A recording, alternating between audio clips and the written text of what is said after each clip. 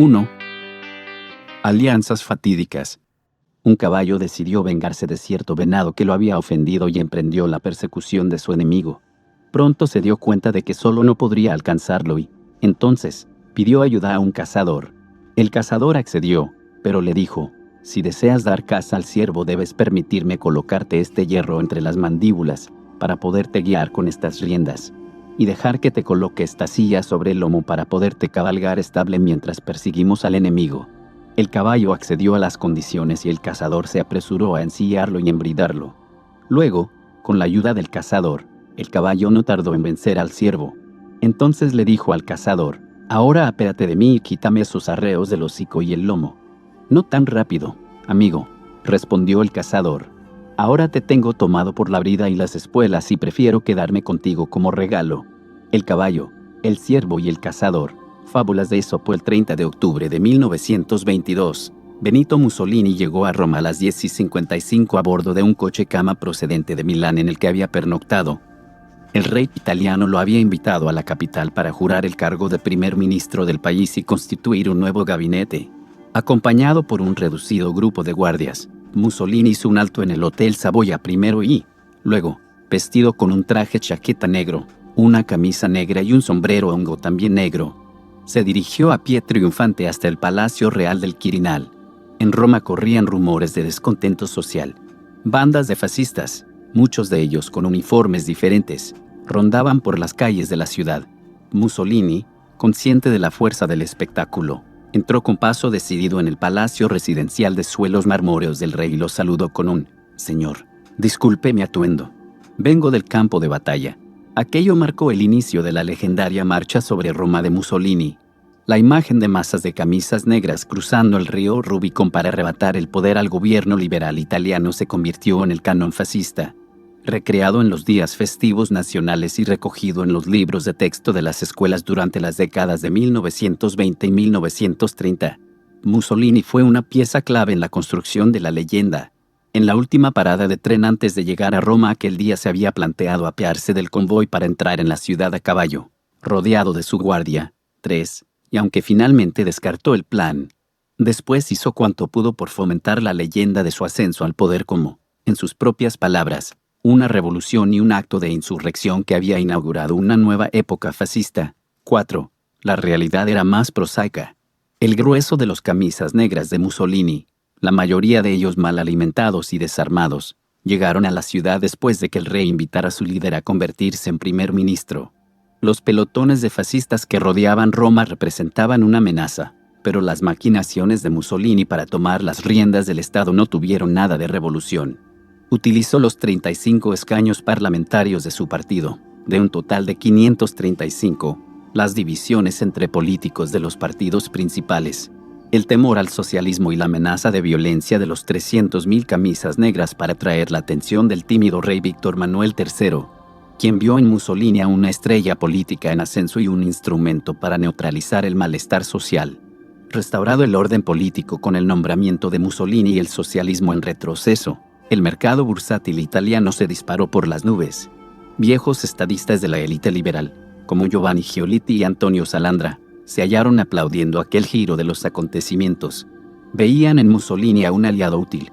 Sin embargo, tal como el caballo de la fábula de Esopo, italiano tardó en encontrarse tomada por la brida y las espuelas. Versiones distintas de esta misma historia se han repetido en todo el mundo en el transcurso del último siglo. Todo un elenco de recién llegados a la política, incluidos Adolf Hitler, Getúlio Vargas en Brasil, Alberto Fujimori en Perú y Hugo Chávez en Venezuela, ascendieron al poder por la misma vía, desde dentro, a través de comicios o alianzas con figuras políticas poderosas. En todos los casos, las élites consideraron que la invitación a tomar el poder contendría al recién llegado, lo cual permitiría a los políticos convencionales volver a tomar el control. Pero sus planes fracasaron. Una combinación letal de ambición, temor y errores de cálculo conspiró para conducirlos a cometer el mismo error fatídico: entregar voluntariamente las llaves del poder a un autócrata en ciernes. ¿Por qué incurrieron en tal desacierto estadistas respetados y con experiencia?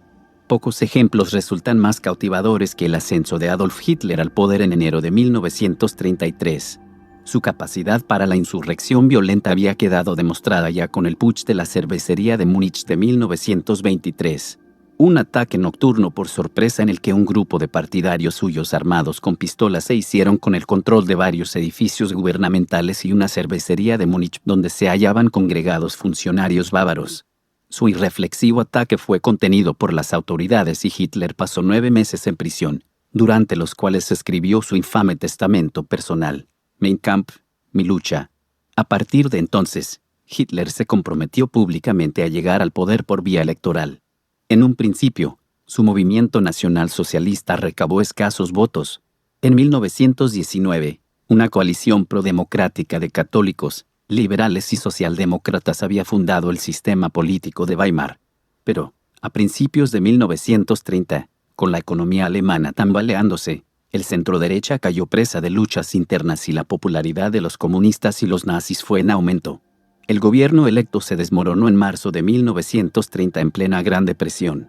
Con la acción gubernamental bloqueada por el estancamiento político, el presidente testaferro, el héroe de la Primera Guerra Mundial Paul von Hindenburg, aprovechó un artículo de la Constitución que confería al jefe del Estado la autoridad para nombrar a cancilleres en caso de darse la circunstancia excepcional de que el Parlamento no lograra nombrar a un gobierno por mayoría.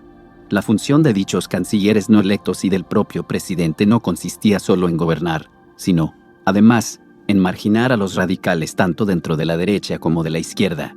En primer lugar, el economista del partido de centro Heinrich Brüning, que posteriormente huiría de Alemania y se convertiría en catedrático en Harvard, intentó sin éxito restaurar el crecimiento económico. Su mandato como canciller fue breve. A continuación, el presidente von Hindenburg designó al noble Franz von Papen, y posteriormente, con un desaliento creciente, a un íntimo amigo y rival de von Papen, el general Kurt von Schleicher, exministro de Defensa. Sin embargo, sin mayorías parlamentarias en el Reichstag, la situación de punto muerto persistía. Los líderes, no sin motivo, temían las siguientes elecciones. Convencidos de que algo tenía que acabar funcionando, un contubernio de adversarios conservadores se reunió a finales de enero de 1933 y llegó a una solución. Había que colocar a la cabeza del gobierno a un candidato independiente y popular. Lo despreciaban, pero sabían que al menos contaba con el apoyo de las masas. Y, sobre todo, creían que podían controlarlo. El 30 de enero de 1933, von Papen, uno de los principales ideólogos del plan, quitó hierro a la inquietud que generaba la apuesta de convertir a Adolf Hitler en canciller de una Alemania asolada por la crisis con las siguientes palabras tranquilizadoras: «Lo tenemos de nuestro W. Dentro de 2 meses tendremos a Hitler acogotado en un rincón». 5. Cuesta imaginar un error de cálculo más colosal. Las experiencias italiana y alemana ejemplifican el tipo de alianza fatídica que con frecuencia eleva figuras autoritarias al poder. 6. En cualquier democracia, los políticos afrontarán en algún momento arduos desafíos. La crisis económica, el descontento público creciente y el declive electoral de los principales partidos políticos pueden hacer que incluso los entendidos más experimentados cometan errores de juicio. Si aparece en escena un desconocido carismático y consigue popularidad desafiando al viejo orden establecido, los políticos del poder establecido sentirán tentaciones de incorporarlo a sus filas si tienen la sensación de estar perdiendo el control y si alguien de dentro del sistema rompe filas para coger al recién llegado antes de que lo hagan sus adversarios, podrá utilizar la energía y la base de este para superar tácticamente a sus pares. En tal caso, los políticos de la clase dirigente esperan poder encauzar también al advenedizo para que apoye sus programas. Este tipo de pacto con el diablo suele mutar en beneficio del advenedizo, pues las alianzas otorgan a los recién llegados respetabilidad suficiente para convertirse en aspirantes legítimos al poder. En la Italia de principios de la década de 1920, el antiguo orden liberal se desmoronaba en medio de huelgas cada vez más frecuentes y de un creciente malestar social. La incapacidad de los partidos tradicionales de forjar mayorías parlamentarias sólidas llevó a la desesperación al anciano primer ministro Giovanni Giolitti, quien cumplía su 5º mandato y, desoyendo los consejos de sus asesores, convocó elecciones anticipadas en mayo de 1921.